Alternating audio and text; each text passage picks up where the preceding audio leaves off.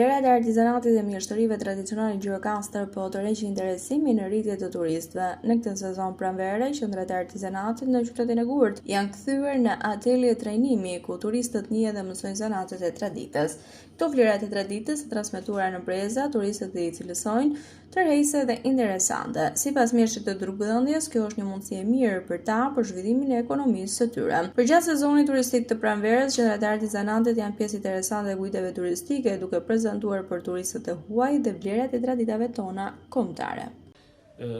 Janë shumë të interesuar në pjesën e historike të qytetit, në pjesën e artizanatit si është ndërtuar, kur ka filluar dhe shumë të tilla, dhe i shikoj që pyesin edhe për detajet nga më të voglat, dhe kjo na vën në situash në një pozitë pune më serioze që të gjitha këto informacione duhet i marrin si një mesazh së bashku me suvenirin e tyre, natyrisht që bëjnë, dhe dëgjojnë fjalë të mira dhe më mbrapa në vendet ku vjen pastaj dhe dërgojnë miqtë e tyre, dhe na vinë miqtë e tyre të adresuar. I kemi domethënë në vazhdim të punës.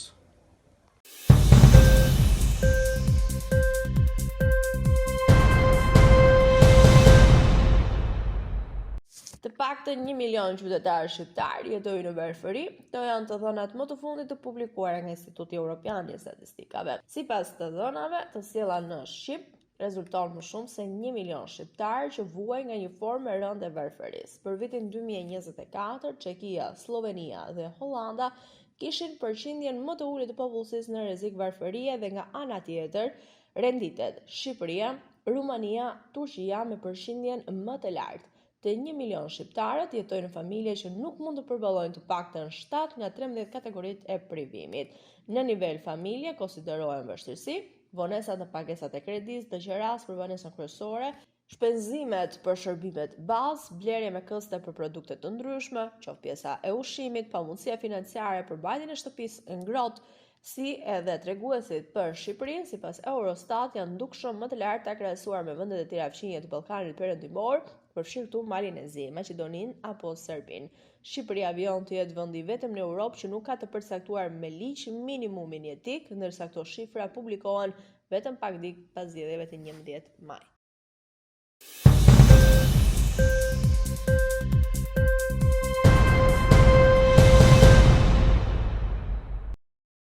Aktualisht, kompanitë celulare po punojnë për shtimin e antenave të reja dhe rritjen e mbulimit me rrjet dhe shërbimet 5G. Megjithatë, pas marrjes së autorizimit në nëntor 2024, të dy operatorët celulare që operojnë në Shqipëri kanë filluar operimin e teknologjisë 5G. Zbatimi i rrjetit 5G ka njësër kostosh për kompanitë celulare, sipas raportit vjetor të Autoritetit të Komunikimeve Elektronike dhe Postare.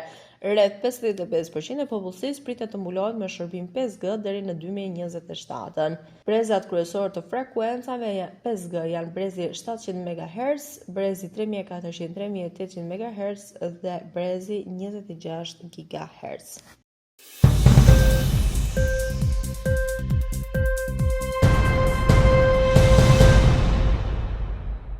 Viti që lam pas rezultoi me 11.7 milion shtetas të huaj që vizituan Shqipërinë dhe me 4.5 miliardë euro të ardhura nga sektori i turizmit. Në muajin maj, që po lihet pas gati, vendi po përgatitet të mirëpres edhe më shumë turistë dhe të gjenerojë më shumë të ardhura se sezonet e kaluara. Vit pas viti ka patur një rritje që ka vijuar nga një koeficient me 15 deri në 20%. E para është diskutimi me strukturat akomoduese, ku kanë raportuar më shumë rezervime në krahasim me vitin e kaluar. Samitet ndërkombëtare nga njëra anë po japi një reklam me rëndësi të madhe për sa i përket zhvillimit të turizmit në vend, duke kombinuar me aktivitetet sikurse u bë ai në Tiranë me Giro d'Italia apo investimet në resorte, siç është rasti i Donald Trump. Samiti Evropian është një event që ngreti lart vlerat e Shqipërisë dhe mjaft e vendet e tjera që kanë një ndikim të madh në Shqipëri dhe në turizëm. Në rritjen e numrit të turistëve dhe me një strategji të re të hartuar nga qeveria, synohet tashmë që vendi të kërkojë më shumë cilësi në sasi në sezonet që e presin.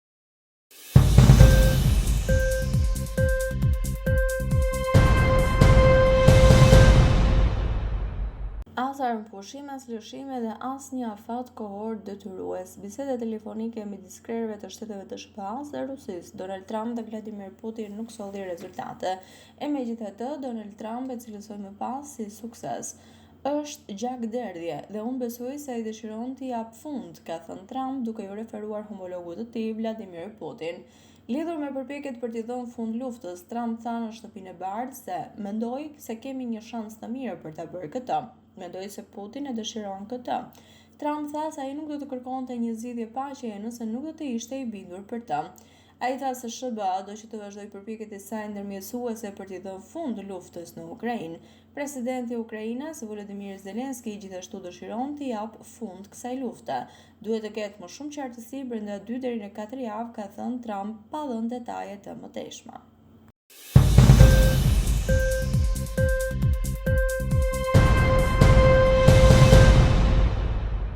Policia turke ka arrestuar 18 punonjës të Bashkisë së Stambollit në akuzat për rishfet, duke zgjeruar goditjen ndaj opozitës dhe kryetarit të burgosur të metropolit turk Ekrem Imamoglu. Kundërshtari i kryesorit i presidentit Recep Tayyip Erdogan, Imamoglu, burgos në mars në pritje të gjyqit për akuza për korrupsion, duke shkaktuar protestat më të mëdha në Turqi në një dekadë. Mbështetja popullore për Imamoglun është rritur më shumë që atëherë mbi atë të Erdogan, siç tregojnë edhe sondazhet. Kjo valë e fundit arrestimesh e bërë si pjesë e një hetimi mbi tenderet bashkiake ka të bëjë me stafin e kompanive të medias dhe kulturës së Bashkisë së Stambollit, përfshirë kreun e departamentit të medias, shpjegoi media turke TRT Haber.